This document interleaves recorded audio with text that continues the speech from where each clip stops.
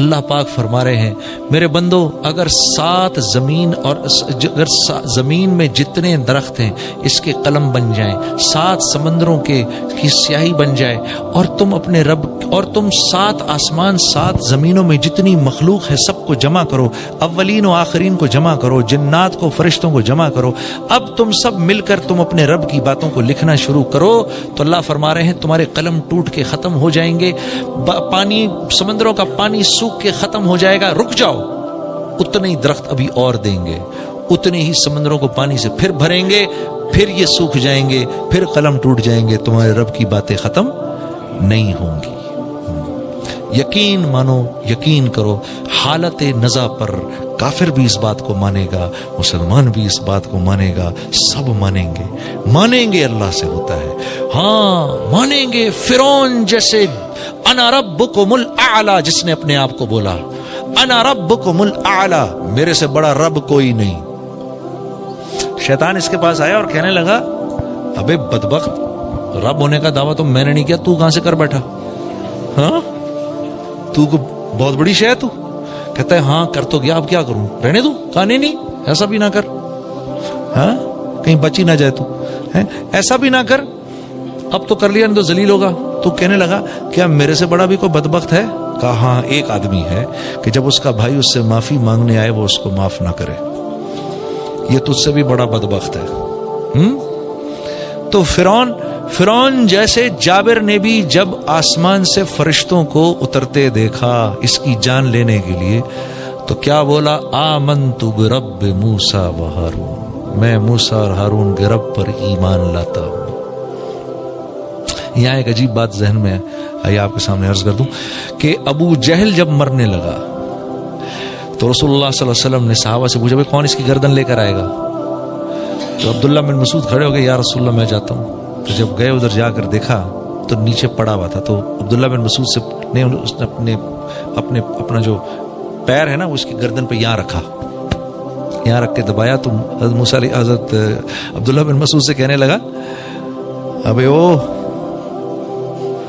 بکریاں چرانے والے، بڑی اونچی جگہ پیر رکھ رہا ہے تو عبداللہ بن مسعود نے کہا تجھے تیری یہ اکڑ ابھی بھی نہیں گئی؟ یعنی تو جا رہا ہے دنیا سے، تیری اکڑ نہیں گئی ابھی تک؟ کہا محمد صلی اللہ علیہ وسلم کو بتا دینا، پہلے یہ بتاؤ جنگ کون جیتا؟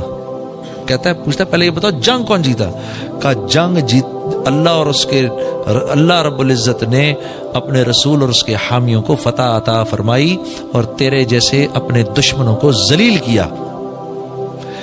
تو آگے سے کیا کہتا ہے؟ کہتا ہے جاؤ جا کر محمد کو بتا دو صلی اللہ علیہ وسلم، جاؤ جا کر ان کو بتا دو جتنی نفرت میں ان سے پہلے کرتا تھا اس وقت اس سے بھی زیادہ نفرت کر رہا ہوں، مانا نہیں ہوں میں ابھی بھی، اور ہاں جب میری گردن کاٹو تو تھوڑی نیچے سے کاٹنا تاکہ پتہ چلے کسی سردار کی گردن تھی۔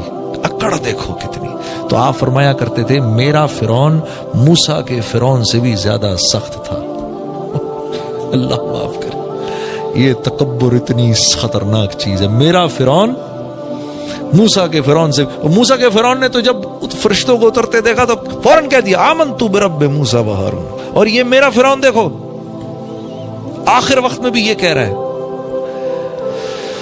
تو میرے دوستو حالت نزا پر تو سب مانیں گے اللہ کو، حالت نزا پر سب مان جائیں گے، ہاں قیامت کے دن کھڑے ہوں گے اللہ کے سامنے، ربنا ابصرنا وسمعنا فرجعنا نعمل صالحا انا موقنون، یا اللہ دیکھ لیا، سن لیا، سمجھ لیا، ایک چانس اور دے دے واپسی کا، اور کوئی چانس نہیں ہے۔ تو یہ اللہ والے آج ہمیں کہتے ہیں اس بات کو پہلے مان لو۔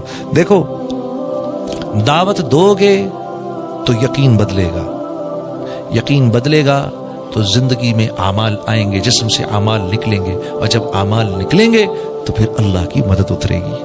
ہاں دیکھو آپ سب لوگ خدا کے لیے نوجوان کتنے بیٹھے ہیں، ہائے ہائے اپنی زندگیوں کی قیمت لگاؤ میرے دوستو، بے قیمت نہیں اٹھو یہاں سے۔ ہاں ہماری جس مقصد کے لیے اللہ نے بھیجا ہے اس مقصد کو سمجھنے کی کوشش کرو۔ ہم سب کے سب سارے کے سارے عالم کے ذمہ دار ہیں، اس امت کے ایک ایک نوجوان کے اندر، ایک ایک انسان کے اندر ایک نبی کا کام کرنے کی صلاحیت ہے. ہاں، ایک نبی کا کام کرنے کی صلاحیت ایک نوجوان کے اندر ہے. صلاحیت موجود ہے، پھر اللہ کام کیسے لے وہ اللہ پر موقوف ہے، لیکن صلاحیت موجود ہے. میں نے آپ کے سامنے شروع میں عرض کیا تھا.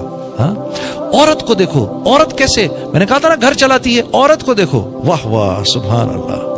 وہ ایک آدمی آیا، یا رسول اللہ 3 دن سے بھوکا ہوں. آپ نے فرمایا اچھا. اپنے گھروں میں پتہ کرایا تو 9 گھروں میں کچھ نہیں تھا کھانے کو. صحابہ سے پوچھا بھائی کوئی لے جائے گا میرے مہمان کو گھر؟ ثابت بن قیس رضی اللہ تعالیٰ کھڑے ہو گئے، یا رسول اللہ میں لے جاؤں گا. میں لے جاؤں گا کیا مطلب؟ آپ لے تو جائیں گے، گھر کس کے ہاتھ میں؟ بیوی کے ہاتھ میں. بیوی کو پتہ ہے کھانا ہے نہیں ہے کیا وہ سب.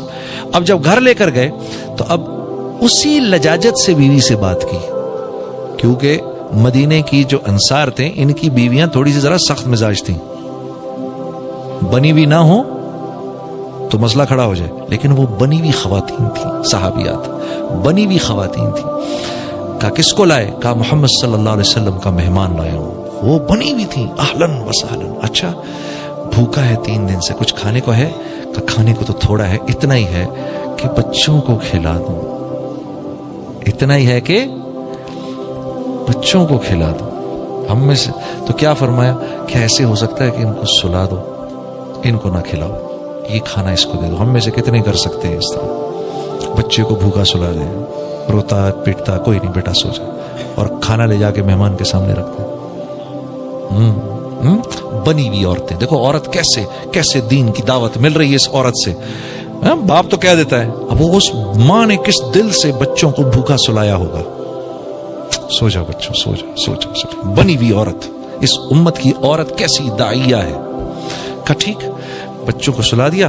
اچھا جب کھانا لے کر آئیں تو صاحب ابن قیس سے مشورہ کر رہے ہیں بیوی سے، تمہاری کیا رائے، اگر ہم اس کو کھائیں گے تو یہ بھی ہم بھی کھائیں گے تو وہ بیچارہ کیا کھائے گا؟ ہاں تو کیا طے ہوا؟ ٹھیک ہے جب کھائیں گے مشل بہانے سے بجھا دیں گے، سارا کھانا اس کے سامنے رکھ دیں گے، یہ کھا لے، اس کے بعد ہم ہاتھ ہلاتے رہیں گے تاکہ اس کو پتہ نہ چلے کہ ہم نہیں کھا رہے. اگر اس کو ایسا لگا تو یہ نہ ہو کہ اس بیچارے سے کھایا نہ جائے. بہانے سے مشل بجھائی، سارا کا سارا کھانا لا کے مہمان کے سامنے رکھا. دونوں میاں بیوی ہاتھ ہلاتے رہے.